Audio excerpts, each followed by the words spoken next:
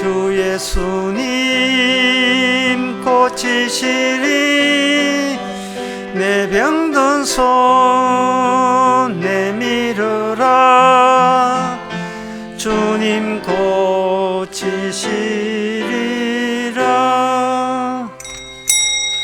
다같이 묵도하심으로 낮 예배를 함께 드리겠습니다.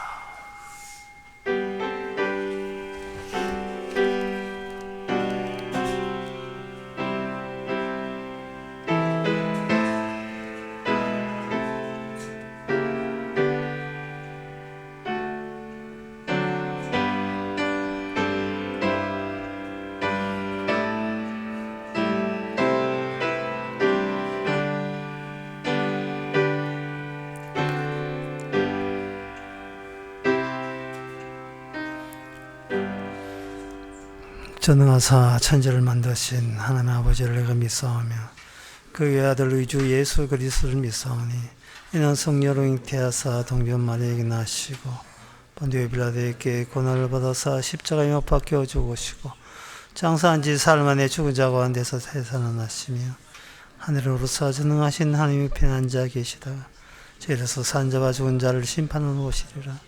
성령을 믿사오면 거룩한 공의와 성도와 소통하는 것과 죄를 사하여 주시는 것과 몸이 다시 사는 것과 영원히 사는 것을 믿사옵나이다. 아멘.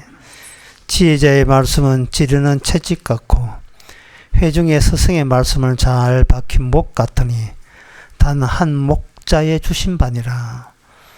하나님 아버지, 지금도 살아서 활동하시고 말씀 주시는 주님, 입가에 말씀이 가까이 있으니 믿는 자는 구원을 얻으리라는 그 약속의 유효함을 오늘 또 다시 한번 온몸으로 체험하는 귀한 시간 되게 하옵소서. 예수님의 이름으로 기도합나이다. 아멘. 교동문 11부입니다.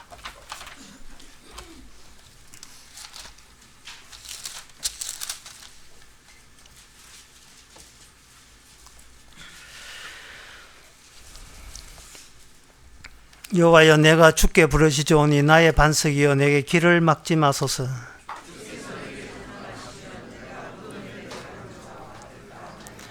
내가 주의 성소를 향하여 나의 손을 들고 주께 부르짖을 때에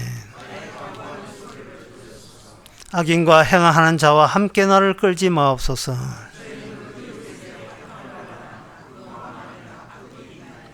저희는 여호와의 행하신 일과 손으로 지으신 것을 생각지 아니하므로 여호와를 찬송하며 여호와는 나의 힘과 나의 방패시니. 다 같이 합시다. 여호와는 저의 힘이시여 그 기름 부은 자의 구원의 산성이시로다. 아멘. 자리에 앉아서 찬송가 188장 합시다.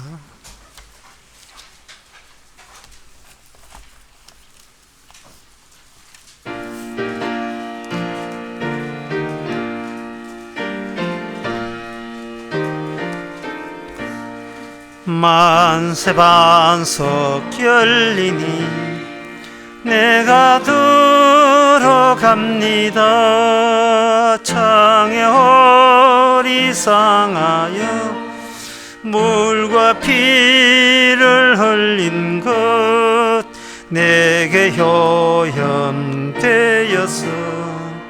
정결하게 하소서. 내가 공을 세우나 은혜 갚지 못하네. 쉼없이 힘쓰고 눈물 근심 많으나 구속 못할 죄인은 예수 홀로 속하네. 빈손 들고 앞에 가 십자가를 붙드네. 어이가 없는 자라도 도와주심 바라고 생명샘에 나가니 마음을 씻어 주소. 주옵소서. 살아 생전 숨쉬고 주고 세상 떠나서 거룩하신 주 앞에 끝날 심판 당할 때 만세 반석 열리니 내가 들어갑니다. 아멘. 이 시간 다 기도할 때 김재성 집사님 기도하시겠습니다.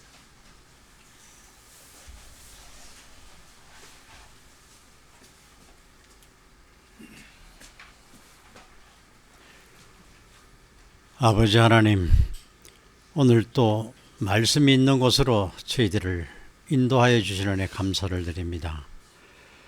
저희들은 일상생활 속에서 지혜와 진리를 추구하고 있지만은 우리가 알고 있는 과학이나 지식에 의해서 지혜와 지혜를 찾으려고 애를 쓰고 있습니다.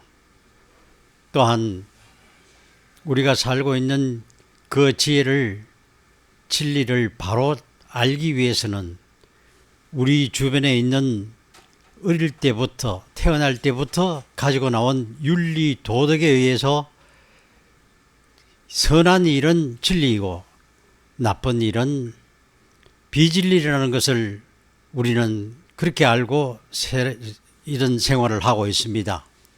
하지만 아버지께서 주시는 지혜와 그 진리는 우리가 생각하는 것하고는 전혀 다른 그런 진리이기 때문에 우리 생활에 큰 도움을 또 필요를 느끼지 못하고 살아온 것이 사실입니다. 그러나 아버지 하나님, 말씀 가운데서 늘 진리와 정말 그 지혜를 우리가 구하면서 살아갈 수 있는 새로운 은혜를 저희들에게 허락하여 주시옵소서. 예수님 이름으로 기도드립니다. 아멘.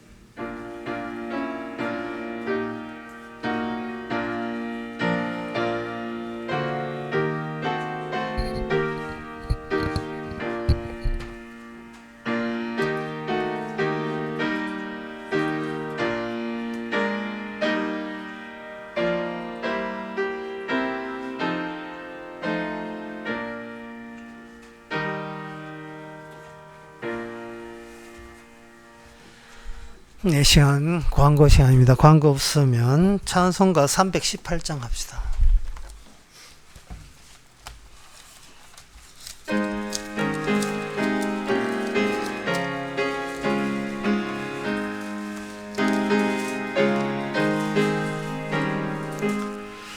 예수가 우리를 부르는 소리, 그 음성 부드러워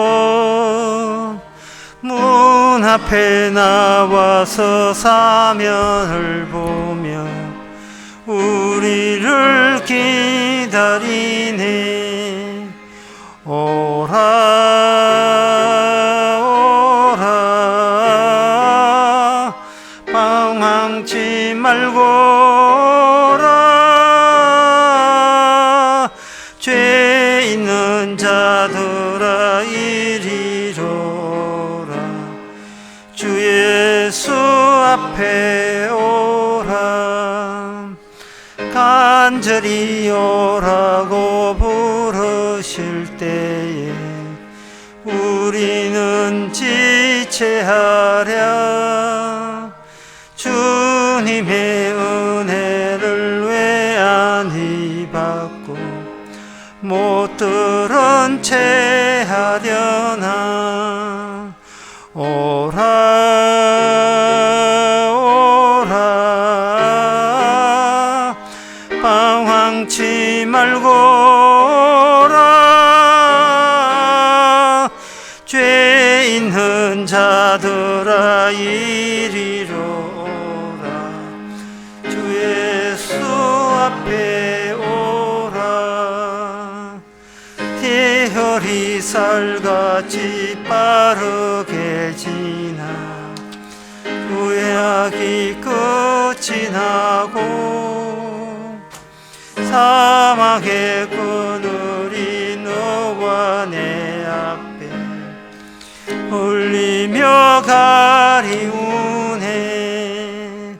오라 오라 방황치 말고 오라. 죄 있는 자들아 이리로라. 주 예수 앞에 오라. 우리를 위하여 예비해 두신 영원한 집이 있어. 태어난 세상을 떠나게 될 때 영접해 주시겠네. 오라 오라 방황치 말고 오라. 죄 있는 자들아 이리로라. 주 예수 앞에 오라. 하나님의 말씀은 야고보서 1장 12절에서 14절까지입니다. 시험을 참는 자는 복이 있도다. 이것에 옳다 인정함을 받은 후에는 주께서 자기를 사랑한 자에게 약속하신 생명의 면류관을 얻을 것입니다. 사람이 시험을 받을 때에 내가 하나님께 시험 받는다 하지 말지니 하나님은 악에게 시험을 받지도 아니하시고 친히 아무도 시험하지도 아니하시느니라. 오직 각 사람이 시험을 받는 것은 자기 욕심에 끌려 미혹됨이니리. 아멘. 여기 시험이라는 것이 등장하면서 시험이라는 것은 환경을 우리가 사는 배경 전체가 시험 덩어리로 시험으로 가득 차 있는 세계라는 것을 전제를 통해서 우리께 이야기합니다. 시험을 참사한 복이 있다 하니까 우리가 모든 인간은 뭔가 통과 중인데 어디를 통과하고 있느냐? 시험으로 가득 찬 그 환경 속을 우리는 통과하고 있다.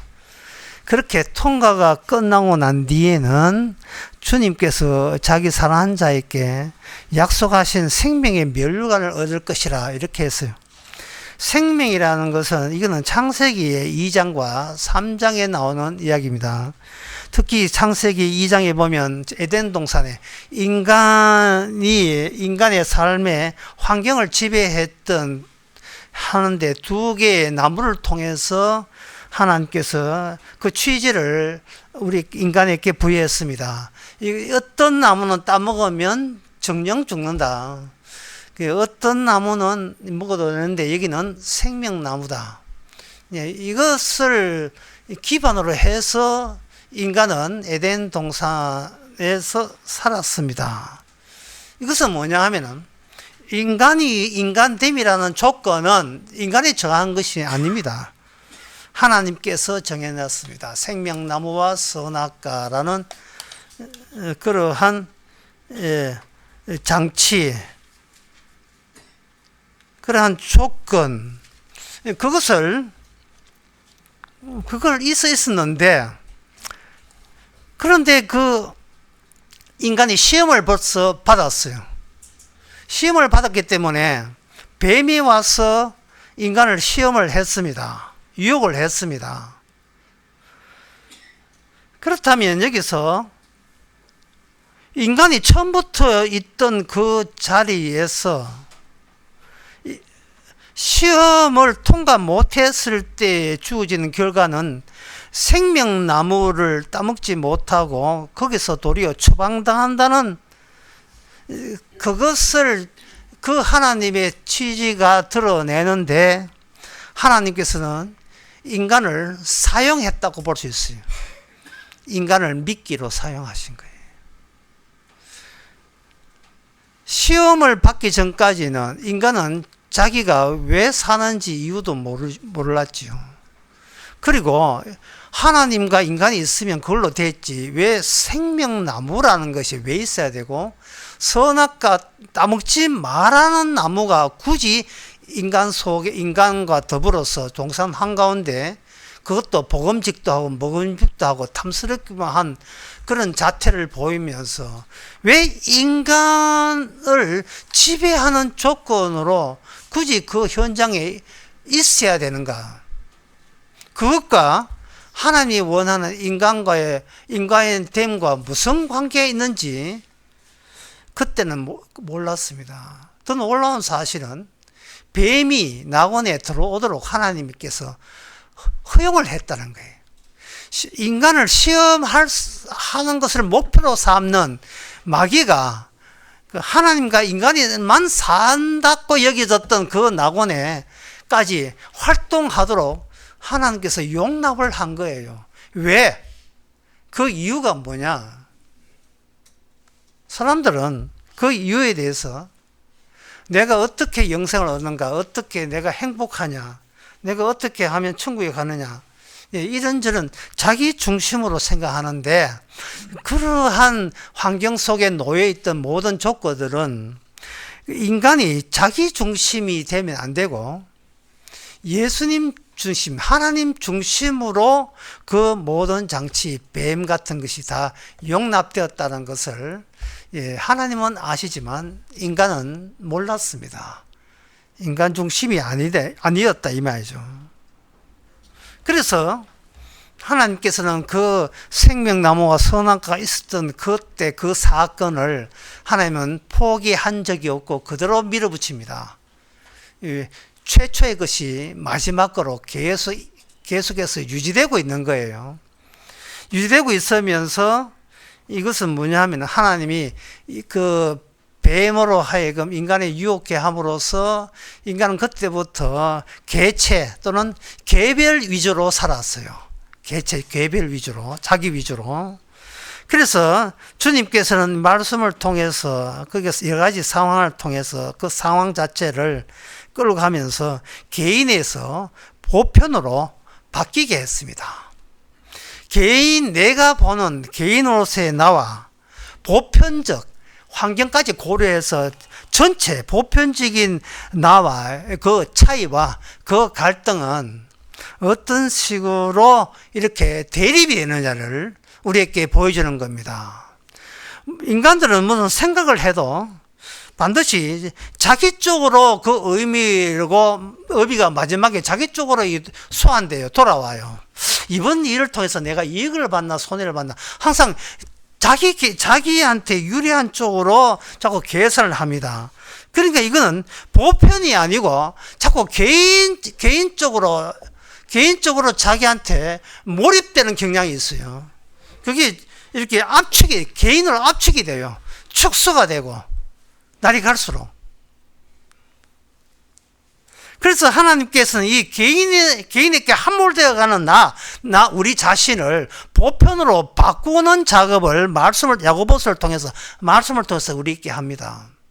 이 개인이 개인에게 자꾸 함몰된다는 것은 마치 손톱이 자라면 자랄수록 자기의 피부를 파고드는 것처럼 점점 고통이 가중돼요.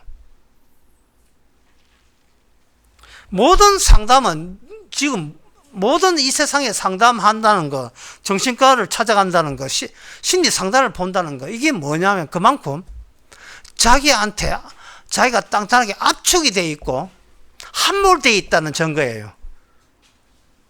나는 어떻게 살면 됩니까? 어떻게 하면 마음 편하게 삽니까? 그거는 개체 문제예요. 그건 개인 문제지요. 상당한테 찾아와가지고 저 선악과하고 생명나무가 왜 인간의 초기에 인간한테 함께 있습니까? 이걸 물어보는 고민녀 봤습니까? 보편에 대해서는 점점 더 도망치고 있어요. 보편적인 거 전부 다 개인 문제예요. 성경은 단호하게 이야기합니다. 그게 바로 생명나무에서 추방된 그 모습이라는 거예요. 생명나무에 추방되니까 인간은 이 선악과를 따먹나는 네가 신처럼 된다 하니까 자기가 신인 줄 알고 점점 내가 신인데 나는 왜 신인데 나는 왜 불행할까? 나 행복하지 못할까? 신인데 왜 나는 불안하지? 왜 나는 왜 초조하지? 왜 신인데 왜 남에게 의식을 그렇게 많이 하지? 자기 해결점을 전혀 찾지를 못하고 있습니다.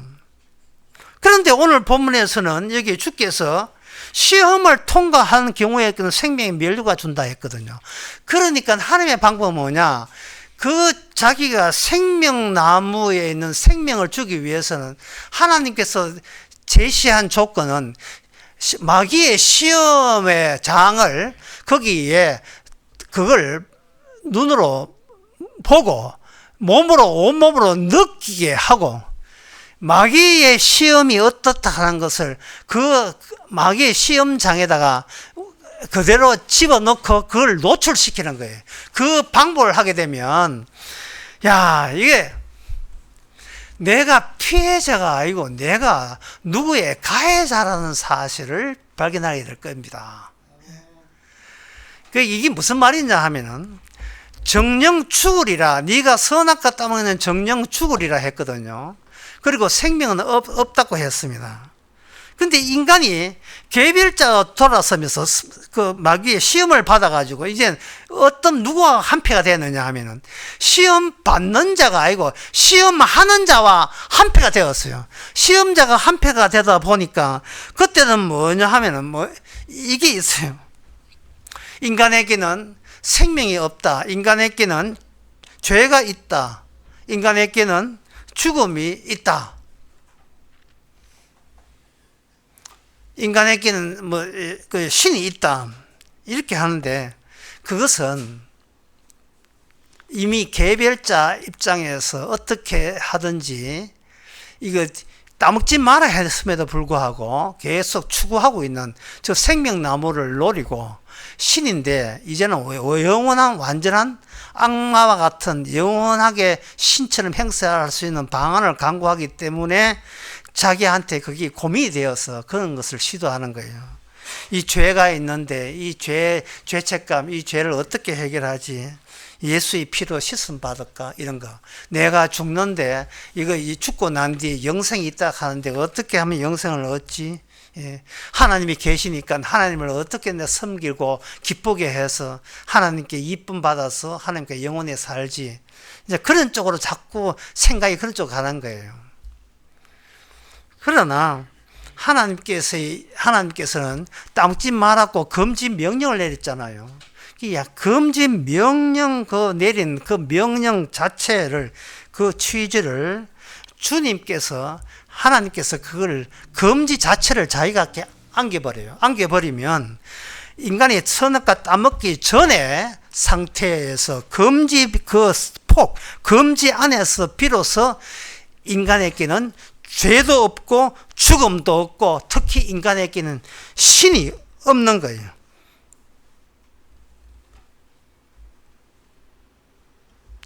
신이 없는 거예요. 생명이 있는 곳에는 신도 없고 죄도 없고 죽음도 없는 거예요. 이게 인간은 이걸 왜 몰랐는가? 금지의 지시에 위반했을 때 비로소 금지하지 않을 때, 금지한 것을 위반하지 않은 세계가 죄가 없고 죽음도 없고 하나님이 없다는 사실을 그들은 모르고 어떻게 하면 하나님께 잘 보이고 어떻게 하면 죄 씻음 받고 어떻게 하면 생명나무 따먹고 어떻게 하면 죽으면 더 이상 죽음의 공포가 없는 세계를 갈 수 있을까라고 개별적으로 시도를 하고 있는 거예요. 개인적으로. 그런데 하나님은 그 자체가 금지 조항을 위반한 그게 시험 덩어리고 마귀와 함께 있는 티를 팍팍 내고 있다는 거예요.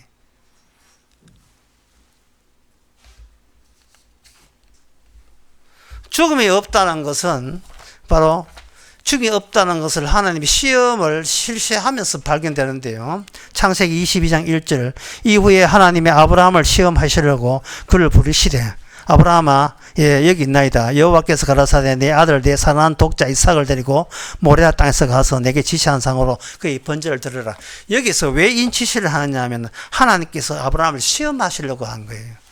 그런데 오늘 보면 야고보서에 보면 15절에 사람이 시험 받을 때 내가 하나님께 시험 받는다 하지 말지니 하나님은 악에게 시험 받지도 아니하시고 친히 아무도 시험하지 아니하신다 되어 있어요.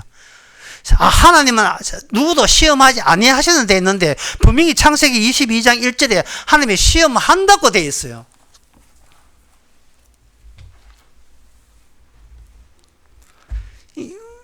여기서 왜 이런 야고보에서는 시험하지 않는다고 하는 이유가 뭐냐 하면 하나님의 대리자 금지 넘으면 안 돼. 넘으면 너는 안 되는 거야. 죽는 거야. 라고 하는 이 선악과를 따면 죽는다는 그 금지 안에 있는 그 내용 자체를 그대로 품고 오신 하나님을 이 지상에 보내시면서 하나님은 뒤에서 빠져버린 거예요. 나는 아무도 시험 안 했다. 나는 아무도 시험 받는 적도 없다. 빠져버려요. 하나님이 한 분인데 둘로 나뉘어져 버린 거예요. 그래서 이 땅에 오신 하나님은 시험 받으시는 분으로 와버려요. 왜? 이미 선악과 따먹고 악마와 한패가 된 이 세상 자체가 인간은 몰랐죠. 거기에 마귀가 바로 하나님에 대해서 시험하는 주체자로서 마귀가 이 세상을 장악하고 있었던 사실입니다.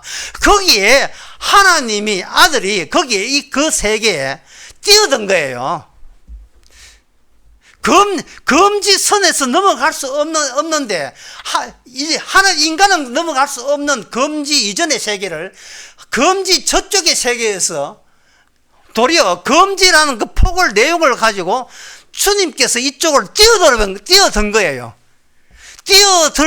뛰어들면서 그때 시작한 것이 뭐냐 하면은 구약 세계가 시작되는 겁니다. 이스라엘은 하나님이 다루시는 미끼이기 때문에 하나님의 보편성을 언급하기 위해서 개별자인 이스라엘 민족을 다루시는 겁니다. 이방 민족은 마귀한테 이미 물들어서 하나하나가 개체고 개별주의적이에요.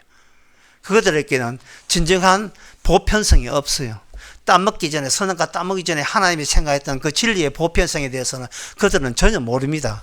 근데 이스라엘은 개체면서도 하나님의 보편이 이스라엘을 지배하고 있는 그런 환경이 있어요. 그 환경의 기초가 뭐냐?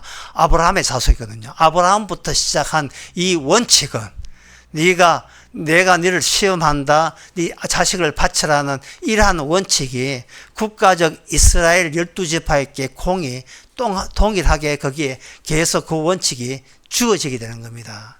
야고보 1장 할 때 12지파라고 되어 있죠. 흩어진 12지파라 하는 것은 여러 번 말씀드렸습니다만 구약의 12지파에게 일어났던 상황이 지금 전방위처럼 흩어져 있는 12지파에게 동일하게 적용을 시킨답니다. 시키기 때문에 그 시키는 원천은 뭐냐 하면은 바로 최초의 사건, 생명나무 있었고 에덴 동산에 선악과 있었다는 그 사건을 하나님께서는 끝까지 고정된 원칙으로 그 사건 현장을 가지고 인간에게 밀어붙이는 겁니다. 인간은 자기 자신이 범죄하기 전에 어떤 존재인 것을 이런 것은 완전히 잃어버린 상태예요. 몰라요. 모르는데 그것이 바로 하나님의 이름으로 이스라엘에게 찾아왔던 이 선악과와 생명나무의 그 확고한 조건으로부터 율법이 나오면 그 율법 하나님의 계시가 나오면 그 계시의 상황 안에서 인간은 이런 점에서 금지했고 이런 점에서 생명나무를 잃어버렸구나.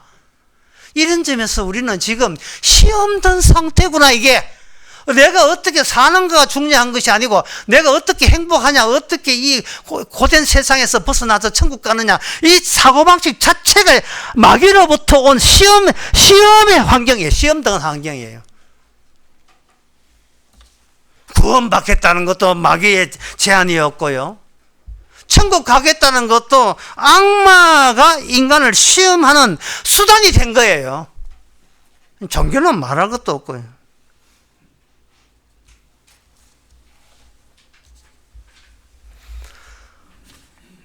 예수님께서 이 땅에 오셔 죽임을 당했는데 그 죽임은 특이한 죽음이었어요. 특이한 죽음인데 그때 누가 죽이느냐 하면 바로 여호와 하나님의 말씀에 입각한 채 사람들에게 천국을 인도하는, 천국으로 이끄는 지도자로 자부하는 자들에 의해서 하나님이 살해당했습니다. 죽었습니다. 거기에 대해서 히브리서 11장에서 뭐냐 하면 인간 자체가 이게 허상이라는 거예요. 허상. 벌써 슬슬 벌써 잠깐만 곤란한데. 그래서 제가 하나 준비했습니다. 예. 인간이 허상이다, 인간 자체가 허상이라는 것을 적절하게 잘 설명한 게 있어요. 그게 뭐냐면 이 블랙홀이라는 게 있는데, 물리학의 천문학에서 블랙홀이라고 하는 것은 어떤 별이 죽게 될 때 보통 그들의 이론에 의하면 인간이 죽게 되면 어떤 별들은 중성자 별이 된다는 거예요. 그런데 인간이 죽으면 중성자 별이 되는 것 말고 또 어떤 별은 스스로 파괴될 순간도 주지 않고 갑자기 이게 강력한 중력으로 별을 죽음에 몰아넣는데 죽음에 몰아넣는 중력이 강렬하지 못해서 너무 강렬한 채 그대로 살아있으면 별 주위 별은 없어져도 그 살아있는 맹렬한 중력에 의해서 바깥에 있는 가스나 다른 물질이나 천체가 그 팽팽팽 원파처럼 돈다는 거예요. 수평으로 도는 거예요. 이게 바로 이겁니다. 베이글이에요. 배 안에 구멍처럼 되는데 이게 블랙홀인데 요 안에는 강력한 중력이 있어요. 구멍이 아니고 강력한 중력이 있고 옆에 있는 이것은 거기에 빨려 들어가는 온갖 물질, 이 질량들은 다 빨려 들어가요. 그러니까 이게 원반처럼 이렇게 돼 있다 이 말이죠. 원반처럼 돼 있는데 이게 이제 별의 죽음이에요. 별의 죽음이 중력으로 강하게 잡아당겨서 주변에 지나가는 모든 걸 잡아당기는데 이게 그럼 빛은 어떻게 되는가? 빛도 끌려서 어떻게 되느냐 하면 빛이 강력한 중력에 의해서 빛의 경로가 휘어져서 반대 보이지 않아야 될, 못 봐야 될 빛이 이렇게 뒤집어 심하게 꺾이면서 우리 눈에 들어오게 되어 있어요. 그래 빛이 이렇게 되는 거예요. 빛이 이렇게 위에 되고 아래 입술도 이 윗 입술도 아래 입술도 이렇게 되는 거예요. 이게 블랙홀로 천문학 그 위성 사진에 찍혔어요. 이게 그러면 요 위에 있는 그 반토막 내 요 베이컨 두 조각 뭐냐? 이게 허상이에요. 실상은 못 보는데 실상을 전달해 줄 빛은 없어요. 못 보는데 이 빛이 너무 강렬해서 빛을 중력을 타고 시공간이 휘어졌으니까 휘어진 시공간을 통해서 거꾸로 된 이 빛을 통해서 지구에 있는 우리 눈에 보이는 겁니다. 이게 바로 허상, 앞뒤 밑에 있는 것도 허상, 위에 있는 것도 허상. 원래는 원판에서 중심은 못 보는 거예요. 못 보이는 이 죽음이 실상입니다. 예수님의 죽음은 특이성을 갖고 있어요. 왜냐하면 정령 죽으리라의 실체이기 때문에. 정령 죽으리의 실체예요. 그 금지 안에 무슨 내용이 있느냐? 인간은 따먹지 말라는 것을 어겼다고 해서 인간이 금지의 취지에 대해서 인간은 아는 게 아니고 몰라요. 뭔가 넘어왔는데 판이 다르네. 넘어왔는데 부끄러워. 왜 부끄럽지? 옷 만들어 가려야 되겠다. 금지 안에 있는 내용, 도대체 무엇을 금지했는가, 어떤 내용을 금지했는지에 대해서는 인간은 마귀하고 지금 짝퉁이 돼가 한탕 쓰게 돼가지고 자기의 행복과 자기의 구원과 영생에 대해서 정신이 팔려가지고 자기 천국 가서 행복할 것만 생각했지, 금지 안에, 그 안에 있는 내용이 뭐냐에 대해서는 아는 게 전혀 없습니다. 무엇 때문에 금지했지? 금지의 내용은 뭐지? 금지의 내용 안에는 뭐가 없느냐 하면은, 죄가 없고, 죽음이 없고, 신이 없어요.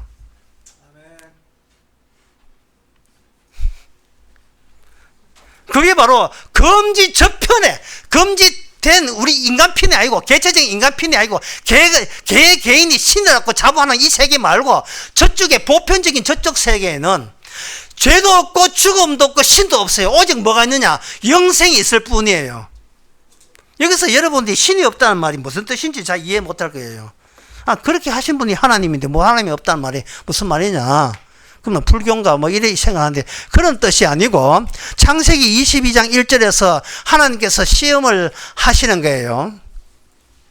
시험하실 때 누가 여호와가 하죠. 여호와는 주의 이름이고 하나님 이름이 여호와를 아브라함을 시험하는데, 이것은 아브라함을 시험하시는 그 분이 결국은 이 땅에서 시험 받는 자로 이 땅에 오시는 하나님이라는 것을 예비적으로 아브라함을 통해서 아브라함에 얹혀서 미리 보여준 겁니다. 어렵죠. 아브라함아, 네 똑똑히 살아. 바로 살아란 말이야. 네 시험한다. 그런 뜻이 아니고, 아브라함에게 지시를 함으로써 이제는 아브라함 속까지 들어간 장차 모든 인간으로 마귀로부터 시험 받을 당사자로 아브라함 안에 미리 들어가 계시는 하나님, 우리 주님, 여호와 이름 우리 주님이십니다. 그 주님이 아브라함을 통해서 자기 경과를 보여주는데, 장차 이 땅에 와서 어떤 일을 하시는가? 아브라함이 아브라함이 아들을 잡는데, 아들 대신 수풀에 양이 있잖아요. 양을 잡으니까 죽을 뻔한 이삭은 죽음이 없어요. 이걸 아브라함께 시험하는 방식을 통해서 금지 이전에는 애초부터 죽음이 없다는 사실을 하나님의 개입으로 우리에게 알게 하십니다. 신이 없다는 거, 출애굽기 12장 12절에 나옵니다. 그날 밤에 애굽 땅에 두루 다니며 사람과 짐승을 물은하고 애굽 나라 가운데 처음 난 것을 다 치고, 그 다음에 애굽의 모든 신에게 벌을 내린다. 인간이 이미 개별자가 되고 악마와 한통속이 된 인간은 아무리 부정하고 부인해도 인간은 신을 찾게 되어 있는데요. 절대자를 찾게 되어 있는데, 그 절대자는 자기의 모든 소원과 희망을 들어줄 수 있는 유일한 상대자로 간주해서 신을 섬기게 되어 있습니다. 중이든 신부든 나 종교가 없던 사람이든 태극기 바라보면서 만약에 올림픽 선수로 나간다든지, 안 그러면 음악회 한다든지 이렇게 할 때는 제일 먼저 국민 의례가 있죠. 그 부르는 노래가 뭡니까? 동해물과 백두산이 마르고 닳도록, 그 다음에 나온 노래요? 하느님이 가죠. 하느님이. 이게 초등학교 입학식 할 때 다 들었어요. 이래가지고 다 태극기 바라보면서 나라와 국가에 충성을 다한다. 이거 다 했어요. 국민 의례. 나다이가 지켜보는데 뭐 안 할 수 있습니까? 외손자가 지켜보는데. 하나님이 보호받아서 거기에 거부감을 왜 안 일으키지요? 왜 거부감이 없지요? 그게 바로 인간의 자기 투영이기 때문에, 자기 자아가 신의 확장으로서 자기와 단절되지 않고 끊어지지 않는 신을 자기 쪽에서 만들어낸 겁니다. 이름이 예수를 붙여도 여호와를 붙이든 성령을 붙여도 관계없어요. 그냥 신은 없습니다. 신은 없어요. 존재하는 신이 아니고 활동하는 신 계시죠. 진짜 하나님이 있다는 것은 왜 인간에게는 신이 없어야 되느냐 하면은, 신은 금지된, 인간이 넘어설 수 없는 그 구역에서 금지 자체를 쥐고 품고 넘어왔기 때문에, 인간에게는, 인간의 신은 다 거짓이라 하는 것을 고발해 버리는 겁니다. 그래서 예수님이 죽었은 신의 이름으로, 여호와 이름으로 죽었어요. 놀랍지 않습니까? 신의 이름으로 사형당하신 분이 예수님이에요. 하나님이, 인간들이 믿는 하나님의 이름으로 처형당한 거예요.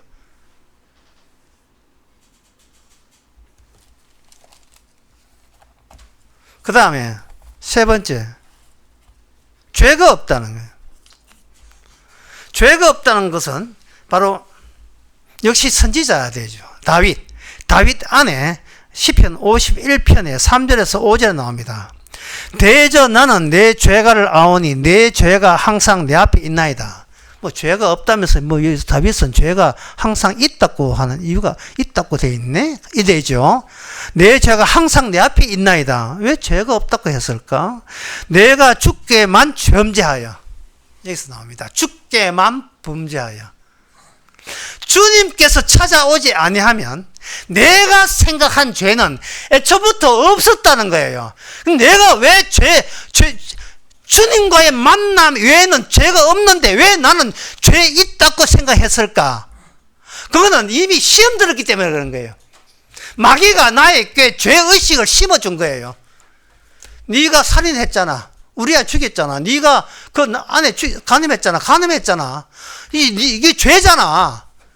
네 빨리 죄사되든지 회개하든지 뭐 대책을 세워 교회 가든지 해. 반성하면 혹시나 하나님 용서해 줄 줄. 이런 식으로 마귀가 이 교회 종교 성당 불교 이 절대가 이걸 하나의 시험의 마귀가 활동하는 장소가 되어서 계속해서 시험해 온 거예요.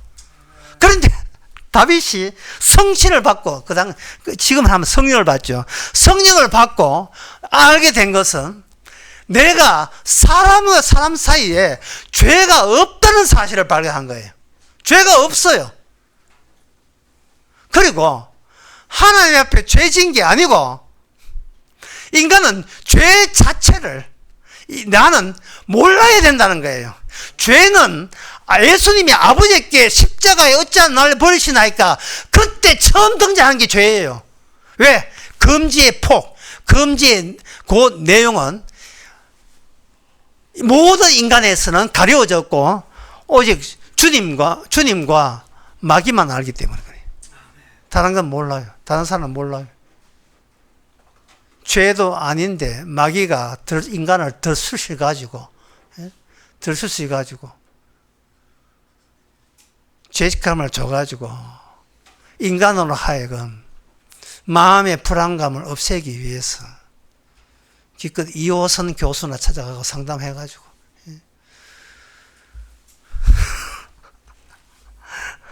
그래서 상담이 요새 그렇게 범람하고 있습니다. 그거 왜? 죄책감을 자기의 선한 행위로 어떻게 커버하려고 보는 거예요. 커버해보려고.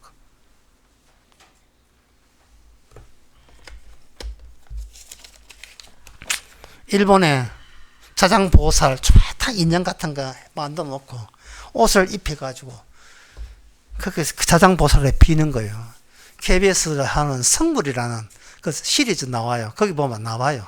비는 이유가 내가 어릴 때 내 배 안에 애기가 지워졌는데 거기에 대한 죄책감 때문에 도저히 내 애기 귀신한테 견딜 수 없어서 내가 이걸로서 보상하기 위해서 하는 겁니다. 그게 바로 마귀가 하는 짓이고 그 마귀가 하는 짓이 교회와 성당에서 똑같이 지금 진행되고 있어요. 죄가 없는 거예요.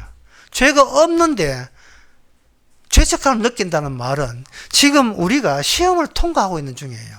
그래 시험을 통과하는 중인데 시험 통과한 것도 몰라요.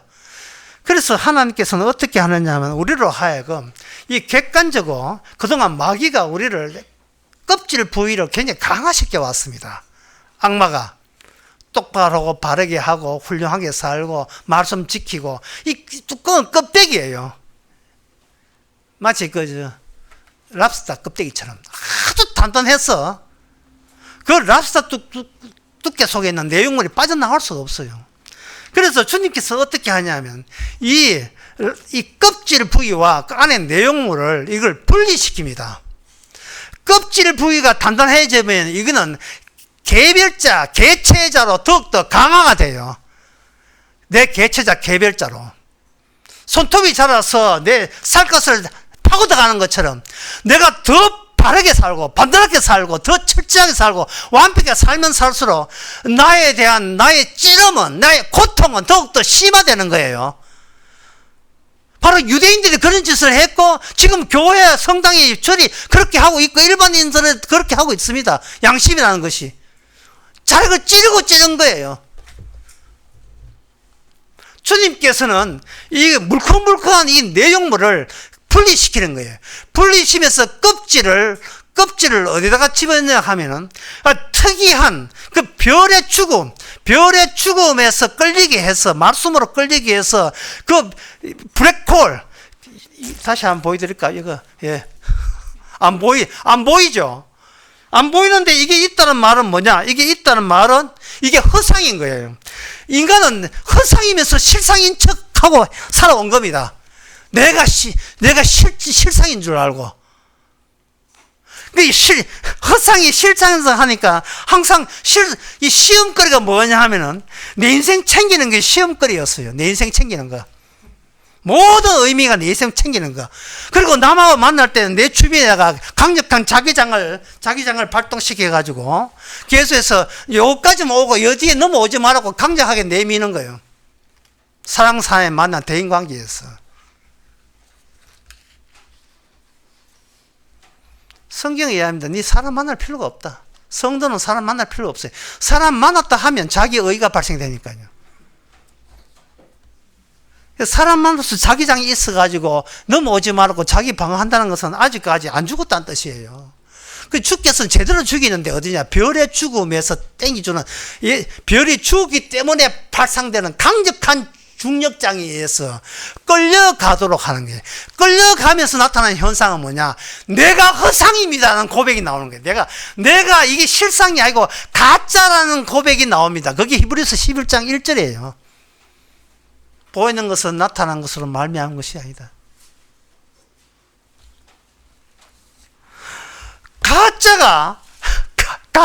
가짜인 걸 모르고 자꾸 실상을 하니까 이거 성경을 이게 뭐 백독하면서 배운 것이 뭐냐면은 영생을 얻어야 되겠다. 죽고 난 뒤에 천국 가야 되겠다. 죄 사함 받아야 해결되겠다. 이런 거예요. 그러나 죄 그리고 생명 그리고 하나님이라 하는 것은 예수님처럼 세상으로부터 시험을 하는 자가 마귀예요. 마귀가 예수님을 겨냥해서 집중적으로 유일하게 시험 받는 자는 예수님밖에 없어요. 시험을 받을 때 그때 나오는 개념이 뭐냐? 죄와 죽음과 생명이고 그리고 하나님이고 그런 거예요. 예수님만 알고 있어요. 다른 사람은 몰라요.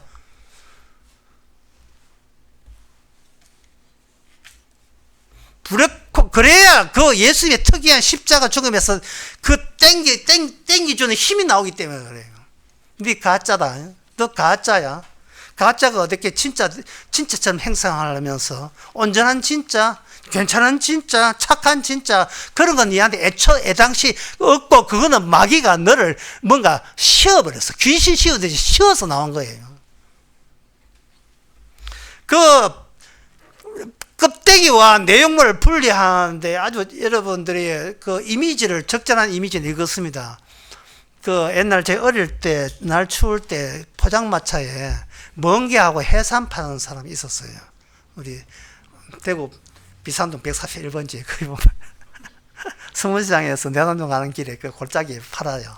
보면서 그 현장에서 손질을 하는데 그 우렁생 있잖아요. 멍게를 딱 칼로 잘라서 하니까 물컹물컹한 내용물이 나와요. 이거는 액체 같아. 고체도 아니고 액체가 물렁물렁. 그 물컹물컹함으로써 특징이 뭐냐? 자기 형태를 못 갖춰요. 그러니까 이게 뭐냐면 액체적인 자, 액체자. 놓으면 그냥 그냥 주저앉아 버리는 아무것도 물컹물컹한 거. 그게 바로 보편이에요. 그게 보편. 그게 주님의 보편을 만날 때 그렇게 해서 주께서 보편을 만나게 하시는 겁니다. 이제 네 것 없지, 네 죄 없지, 네 복수는 아예 없지, 그지? 네가 믿는 신 없지, 그지? 누가 너를 네 껍데기와 네 이걸 분리시켜 줬는가? 그건 내가 바로 하나님이고, 내가 바로 네가 니는 그 마귀하고 한패고, 내가 바로 유일하게 마귀로부터 제대로 시험 받는 자, 시험 테스트 받는 자, 유혹 받는 자의 유일한 분이 예수님이에요. 다른 사람은 해당이 안 됩니다. 그게 바로 마태복음 4장에 광야에서 시험 받는 거예요.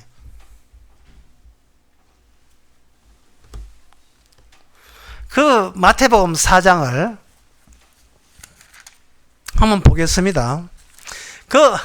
우리가 인간에 사는 이 세상 자체가요,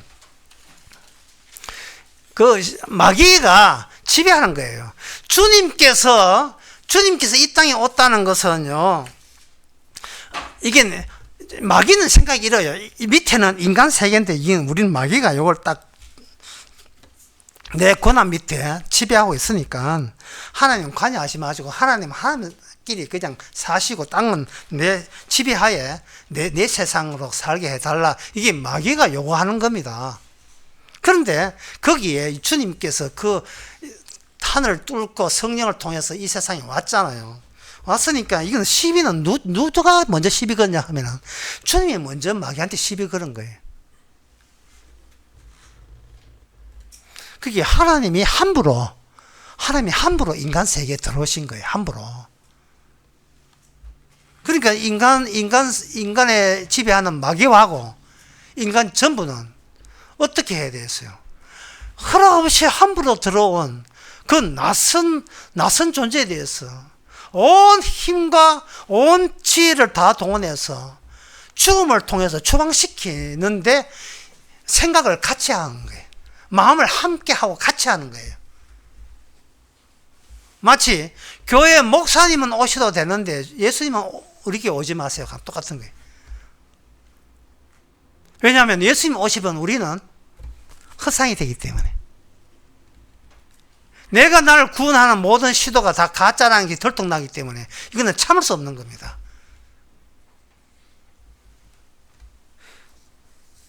그래서 우리가 하는 모든 일은 뭐냐 하면, 우리가 모든 일은 주님을 핍박하는 일인데, 인간들은 자기 중심으로 개별자 중심 생각하다 보니까 자기가 마치 이 세상에 피해를 입은 피해자 코스프레 하고 있는 거예요. 나는 하나님 때문에 인생 조졌습니다. 이런 거. 그러고 있는 거예요. 자, 어떤 사람이 평생 직장에서 퇴직했습니다. 이래서 한두 건 사 있죠. 예. 그 퇴직해서 있는 사람에게, 자, 퇴직했다. 처음에는 산으로 놀러 가고 해요, 보면. 있잖아요. 나이 60년 퇴직해가지고. 근데 제가 꼭 이야기하고 싶은 사람이 있어요. 퇴직한 사람에게. 뭐냐 하면, 자기 자신을 지키려는, 행복하게 시키려는 일을 하지 마시고, 자기를 지키는 것보다 더 중요한 일을 하세요. 자기 목숨을 지키는 것보다 더 중요한 일을 하면 돼요. 그런데 퇴직하면 안 돼. 꼭 지 목숨, 내 고생 많이 했으니까 스스로 셀프 위로한다고 그 일을 하고 있다고. 예? 셀프 여행 가고 놀러 가고. 그럴 때 어떻게 하느냐? 껍질을 떼고 물컹물컹 알맹이만 쥐고, 바로 인간이 금지하기 전에 있었던 에덴 동산의 생명나무 선악과의 두 개의 나무의 환경에서 그때 적용되는 보편적인 원리에다가 자기를 그냥 물컹물컹한 채로 거기에 던져 넣으면 되는 거예요. 그러면 주께서 물컹물컹하니까, 주님 이거는 이렇고 저렇고, 이 자아 자체가 이게 날아가 버렸으니까, 껍데기가 벗겨졌으니까 주께서 시키는 대로 저래도 이래도 감사만 나온다 이 말이죠. 내가 아프고 어떻다 보다 더 중요한 것은 나로 하여금 평생 동안 살아오면서 퇴직하기 전에 살아왔던 나라는 껍데기가, 이거는 다 벗게 그동안 그거 지킨다고 얼마나 고생했어요. 예? 돈 벌려고 하면 이 정도는 해줘야 돼. 이런 껍데기, 그 껍데기가 바로 마귀가 그걸 누구한테 실시하는가? 광야에서 예수님한테 실시한 거예요. 이 실시한 이유는 뭐냐? 당신이 누구든 간에 어쨌든 간에 시험, 우리 마귀가 지배하는 세상에 일단 들어왔으니까 이제부터는 너는 나의 시험의 대상이다. 시험의 대상이다. 성령께서 일부러 예수님으로 하여금 마귀로부터 시험 받게 하신 거예요. 자, 그러면 시험의 내용이 뭐냐? 시험의 내용은 요한계시록 13장 16절에 17절에 거의 명쾌하게 잘 나와 있습니다. 시험의 내용이 이렇습니다. 제가 읽어보겠습니다. 저가 모든 자, 작은 자나 큰 자나 부자나 빈궁한 자나 자유한 자나 종들로 그 오른손에나 이마에 표를 받게 하고 17절 누구든지 이 표를 가진 자 외에는 매매를 못하게 하니 이 표는 곧 짐승의 이름이나 그 이름의 수라. 인간의 모든 경제활동 매매에 이미 누가 장악해서 누가 힘있게 관할하고 있다? 짐승이 관할하고 있는 거예요. 그 짐승 중에 우리가 사는 시는 네 번째 짐승, 영원히 망하지 않는 네 번째 짐승, 로마가 이 세상을 지배하고 있습니다. 로마 제국이 지배하고 있어요. 로마 제국이 분산된 거예요. 지금 이란하고 미국하고 싸우는 것은 뭐냐? 허상과 허상의 싸움이에요. 실상은 몰라요. 실상 그들이 알 수가 없어요. 가짜가 가짜고 싸우니 결과도 가짜예요.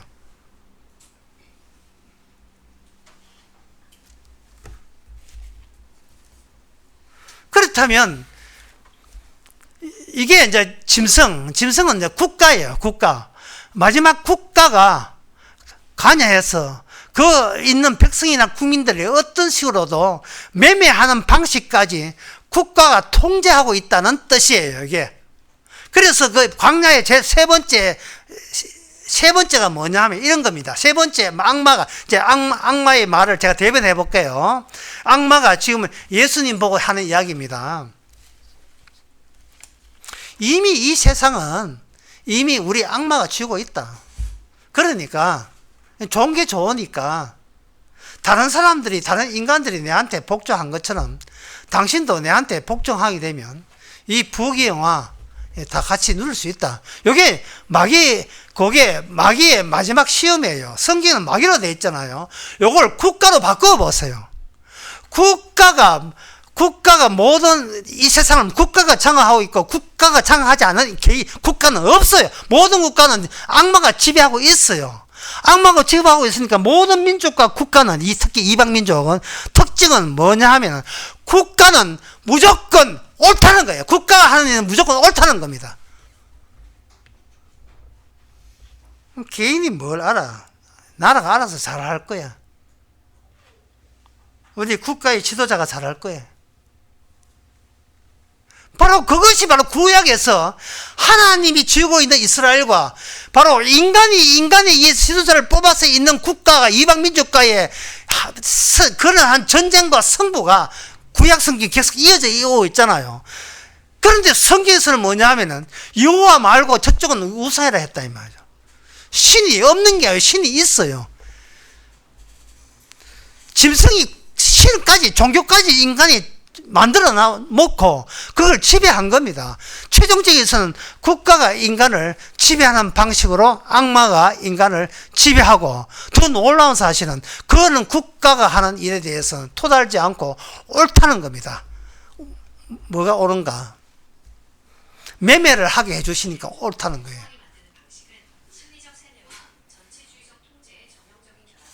네, 전체주의 통제가 그러니까 예. 예. 국가는 옳다는 말은 국가의 대통령을 바꿔와도 국가는 옳고 나라를 바꿔와도 나라는 옳다는 겁니다. 왜 그런가? 국가가 없이는 못 살도록 만한 시스템이 이미 작동하고 있습니다. 국가한테 뭐가 주어지는가? 화폐 발행권을 주어졌어요. 화폐 발행권을 주어졌고 그 발행권이 있으면 모든 채무는 국가 너희들이 내가 다 받을 테니까 우리가 아는 신권 발행에 대해서 너희들은 그걸 부여받아서 그것 가지고 너희들은 부자 된 것처럼 풍성하게 소득을 높여라. 너희들의 모든 무거운 짐은 국가가 나중에 알아서 다 처리할게. 처리한 게 뭐냐? 국채를 발행하고 그 국채를 제일 먼저 발행한 것을 받는 자가 누구냐? 시중은행이고 그 시중은행에 대해 은행이 바로 국채를 담보로 해서 나라한테 돈을 빌리면 나라는 은행은 그에게 서민들에게 대출을 할 수 있습니다. 그러면 서민들은 대출을 받으면서 필요한 부동산이나 이렇게 하겠죠. 그러면 국민들의 소득은 많이 나아지고 특히 국가가 퍼주는 중에서 하는 게 뭐냐 하면 기초 생활 대금을 주고 국가로 하여금 복지시설과 복지 대책에다가 돈이 많이 들어가요. 에너지가 보면 에너지 값을 경감시켜줘요. 그리고 나라를 지키기 위해서 무기 사는데 국가를 돈을 들어요. 그러면 국민들은 역시 나라가 있어서 나라가 옳게 행동해서 우리는 이 세상에 아무 걱정 없이 살아갈 수 있다는 생각을 우리는 그게 시험인 줄 모르고 그게 마귀의 전략인 줄 모르고 그냥 우리는 자기가 실상으로 이렇게 행복한 실상으로 살아가고 있다는 생각을 갖고 있습니다. 그런데 그 모든 그 포만감은 어디서 묵히느냐 하면은 물가가 상승되면서 그 소득보다 물가 상승에 의해서 은연중에 체감하고 있어요. 그런데 국가는 그럴 때마다 돈 또 찍어내면 돼요. 옛날에는 금 단위에 맞춰서 화폐가 했지만 지금은 없어요. 그냥 국가가 그냥 돈 찍어내요. 돈 찍어내면 돼요. 찍어내고 나만 믿어라.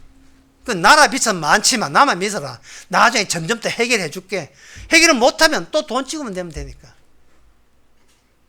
근데 이 국가에서 하는 교육, 그리고 나라 국방, 그 모든 세금, 그러니까 에너지 값이 오를 때는 그걸 낮춰주는 세금 경감, 이 모든 것은 누가 하느냐? 살아있는 국가가 하고, 그 살아있는 국가 때문에 우리들은 지금 아무 걱정 없이 이 세상에 살아가고 있는데, 그게 허상이, 지금 이 국가가 허상이듯이, 우리 자체도 그것도 허상이라는 거예요. 그게 바로, 돌이 떡되게 하라. 돌이 떡되게 하는 악마의 시험이었습니다. 그리고 두 번째 시험이 뭐였는가? 두 번째 시험이 바로 종교에 관한 것이었습니다. 영생 줄게, 기적 줄게, 죄 용서해 줄게, 그리고 죽음을 벗어나서 부활에 이르게 해 줄게. 그것도 악마의 시험이었어요. 악마의 시험이었습니다. 이제 그 결론을 맺겠습니다. 고린도전서 10장 13절. 조심하라. 사람이 감당할 시험 밖에는 너희가 당할 것이 없나니. 사람이 감당할 시험 밖에는 너희가 당할 것이 없나니. 다시 말해서 인간에게 주어진 모든 시험은 개인적으로 감당 못한다는 뜻이에요.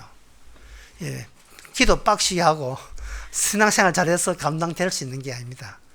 어떤 것도 감당 못한 이유가 바로 이 세상의 멸망과 인간의 죽음 이후에 인간의 금지했던 그 전에 사정을 꿰뚫어 아시는 하나님께서 특이한 죽음을 통해서 죄도 없고 죽음도 없고 신도 없고 네가 지켜줄 신을 의도적으로 네가 모실 이유도 없는 세계, 오직 뭐만 있다? 생명만 있는 세계 속에서 우리에게 찾아왔기 때문에 하나님께서 돌파할 수 없는 시험을 돌파할 수 있도록 계속해서 작용해 주신다는 거예요. 뭘로? 생명의 힘으로 하는 거예요. 따라서 껍질이 벗겨진다는 말은 우리에게 귀신이 나갔다는 뜻을 막았다. 귀신이 나갔다는 뜻이에요. 마귀와 연이 끊어졌다는 겁니다. 따라서 방금 귀신 나간 사람에게 존경하세요. 그 사람은 자기 중심의 보편성을 주장한 것이 아니고 보편성에 입각한 보편성을 이야기한 사람이기 때문에 나는 가짜였어. 나는 가짜였어. 나는 그동안 주님을 핍박했어. 주님을 시험했어. 나는 시험하는 자와 마귀와 한패였어. 이걸 거침없이 고마운 마음으로 이게 너무 감기에서 틀어놓는 사람. 이걸 히브리서는 뭐냐 하면 이렇게 합니다. 히브리 11장에서 세상이 감당치 못하는 사람. 바라기는 여러분들이 세상이 감당치 못한 사람 되기를 바랍니다. 기도하겠습니다. 하나님 아버지, 저희들 스스로 지키려고 한다는 것이 그 자체가 마귀의 권세에서 몸 빠져가는 참된 모습인 것을 미처 알지를 못했습니다. 그런데 십자가 예수님의 독특한 죽음의 능력이 찾아옴으로써 그동안 우리가 알았던 보았던 모든 것이 허구였고 가짜였고 허상인 것을, 우리 자신부터 그런 것을, 이 껍질이 그걸 보여주고 있었다는 사실을 이제는 기쁨으로 알고 이 벗어난 것에 의해서 세상에 누굴 만나더라도 예수님의 열매로서 살게 하여 주시옵소서. 예수님의 이름으로 기도합나이다. 아멘. 다 같이 일어나셔서 331장 합시다.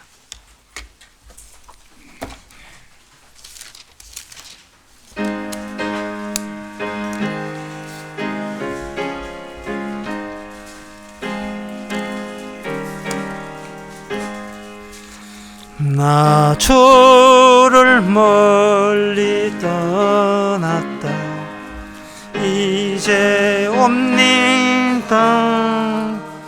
나 죄의 길에 시달려 주여 옵니다. 나 이제 왔으니 내 집을 찾아 주여 나를 받으소 맞아 주소서.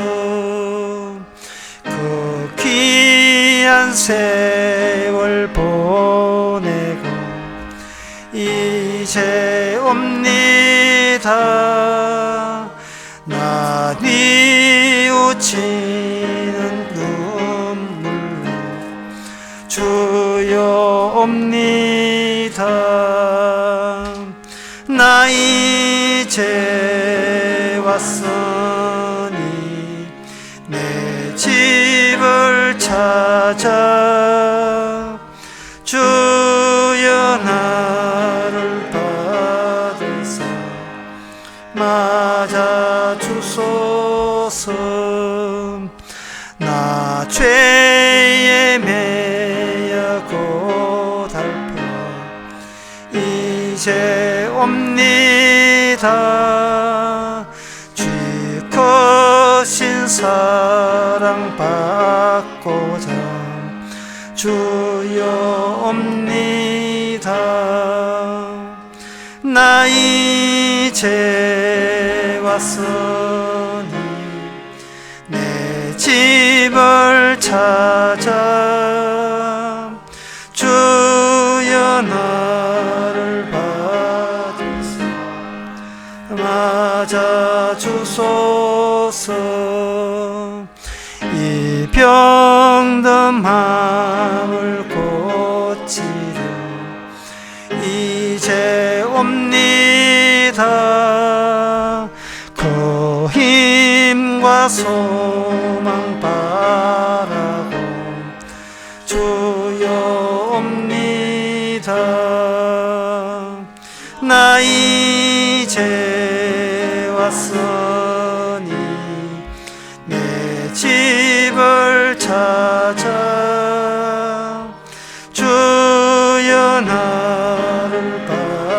받으사 맞아 주소서. 나 바랄 것이 무언가 우리 주 예수 날 위해 돌아가신만 믿고 옵니다. 나 이제 왔으니 내 집을 찾아 주여 나를 보소서 맞아 주소서. 기도합시다. 지금은 우리 주 예수 그리스도 은혜와 하나님의 크신 사랑과 성령의 충만하심이 십자가를 통해서 우리가 애초부터 우리 자신에게 속아왔음을 깨닫고 생명의 인도한 대로 살아가는 모든 성도에게 함께 계실지어다.